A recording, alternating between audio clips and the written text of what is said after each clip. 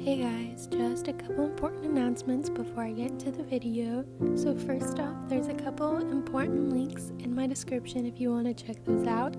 And secondly, I did do research on germophobia, so I hope that I portrayed it correctly, but if I didn't, please let me know, because I know how important representing things properly are, and if I didn't do that very well, then I really want to know and I really want to try and fix it for part 2. So if you have any knowledge on it, just let me know. And that's basically it, so enjoy the video and happy holiday season, everyone. Private messages, Sakusa and Atsumu, Omi. Sakusa is online, Atsu, that nickname is so cute Omi, huh, oh it was a typo, please keep calling me Atsu, then we'll both have nicknames for each other. I never said you could call me Omi, but you like it. No, I think you do. I think I don't. RRR. So you think you don't like it? You don't know you don't like it. I was obviously just trying to mock you. Obviously. Wait, aren't you supposed to be at practice right now? Aren't you? I'm out for break. What about you though? You okay? Oh, I'm at practice, it's just a water break right now. Where's your team at? Oh, they don't usually hang out with me during our breaks. So you just spend your breaks alone? I guess so, yeah. It had been a few minutes and Sakusa hadn't responded to his text. Atsumu sighed, figuring that meant he'd have to spend the rest of his break alone. Per usual, he closed his eyes and leaned back onto the outside wall of the gym where he usually spent his breaks. He almost dozed off sitting out there until the ringing of someone FaceTiming him shook him awake. Gazing down at his screen, he saw Sakusa's name paired with his contact photo, a picture of toddler Sakusa with his mom's makeup smeared all over his face. Omi, why do you call? Sakusa almost answered before he burst out laughing at the sight of Atsumu on his screen.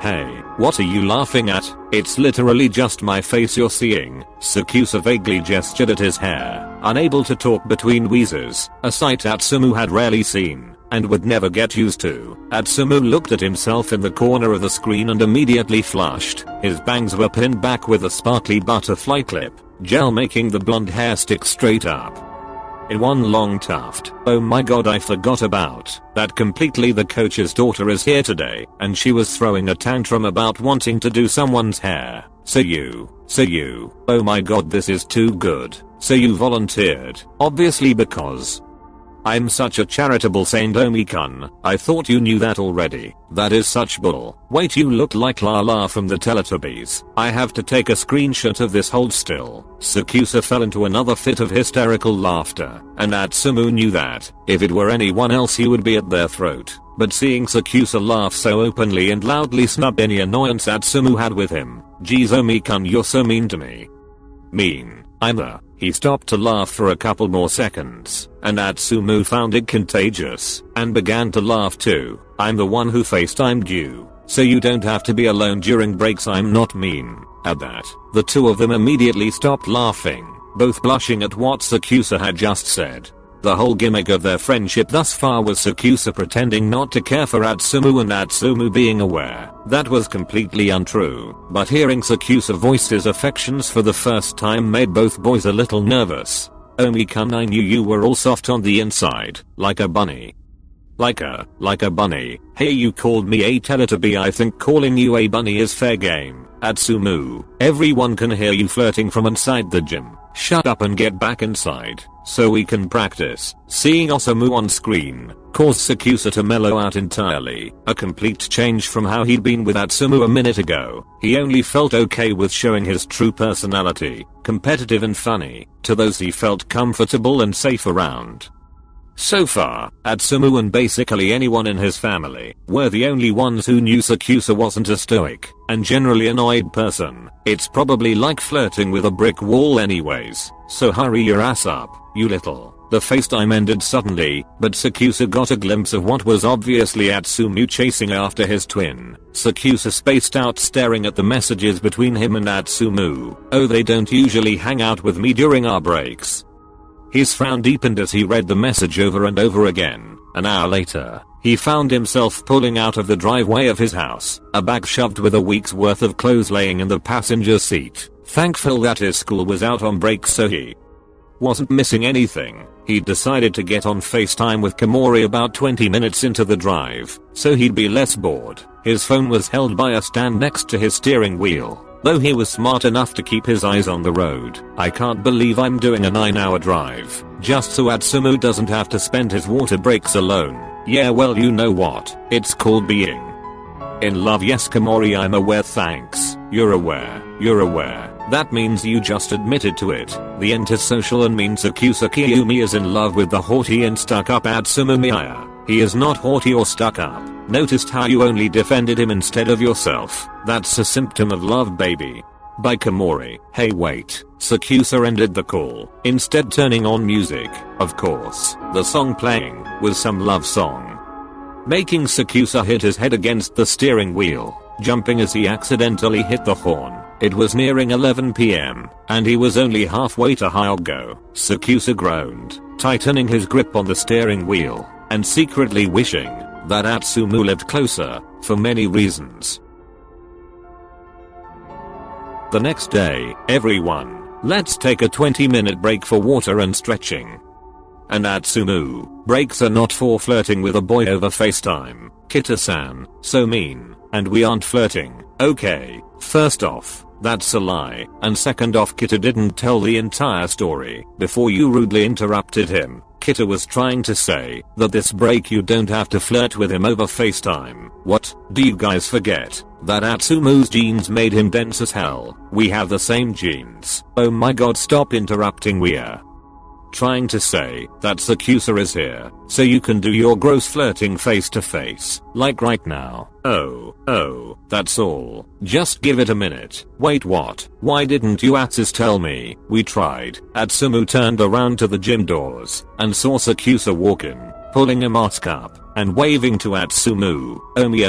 Atsumu ran up to Sakusa, about to tackle the other in a hug, before deciding against it for Sakusa's sake. Sakusa rolled his eyes. After all the time they'd been friends, Atsumu still didn't understand the concept of safe people, and more importantly, that he was one of those people. He tugged the shorter boy into a short-lived hug, trying his best to hide his excitement at seeing him. Omi-kun, why are you here? It's like a 9-hour drive. I'm here to prove to your team you have friends. Hey, I have friends, asshole. Yeah, I'm proving that right now. Ugh, you're unbearable. Oh, so I guess I'll just take the 9-hour car ride home, and let you wallow by yourself during your water breaks, and during the long weekend. Whoa, I never said that. Now you're jumping to conclusions. Like a bunny. ...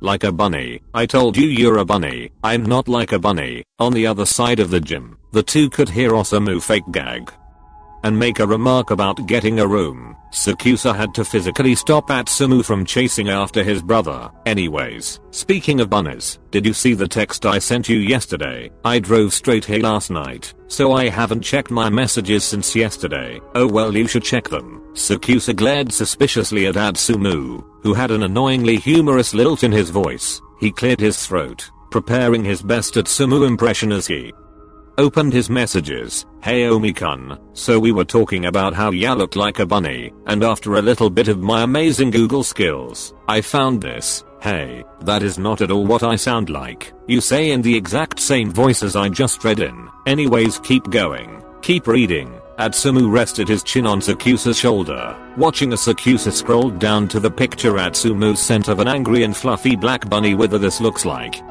Yuha" attached. One long drawn out second of silence passed. Then Atsumu was bolting out of the gym as Sakusa chased him. Omi have mercy. Sakusa chased Atsumu around the school for several minutes until Atsumu randomly stopped, causing Sakusa to run into him. Both of them fall into the ground. Atsumu was certain, if Osamu was here, he would have yelled get some, and since wherever Osamu is, sooner follows, he would have been there taking pictures of the two in this rather compromising position. Why'd you stop running? After practice is over, you're dead. Haha, as if you'd kill me. Oh shit, wait, practice Kita's gonna kill me. Well, practice is over now anyways, I'll drive us to your house. And no, I'm not driving Osamu home. Thank you for driving me, and thank you even more for not driving him. Yeah, you're welcome, let's go. The two of them passed Osamu and Suna walking home, and of course Atsumu had to poke fun at his brother. Hey fucker, guess who's getting a ride home? Not you. Atsumu had to pull his head back inside the window as he yelled at his brother, although Sakusa's muffled laughter was enough encouragement to throw out an extra middle finger before the window was completely rolled up. Do I really have to put the child lock on for you? Wouldn't be the first time. That's not something to brag about, Atsu. You finally gave in to giving me a nickname, huh? I finally gave in to your annoyingness is what happened. But yeah, like that about me. You're right. Wait, are you planning on staying at my house? If that's okay with you. Of course it's cool with me, but Osamu being a dumbass kind of tore up the futon, so we don't have one. Sakusa glanced at Atsumu, who was blushing and fiddling with his hands. He wasn't much better off himself, blushing like the main character of some shoujo manga, although much more gay. I mean, that's fine.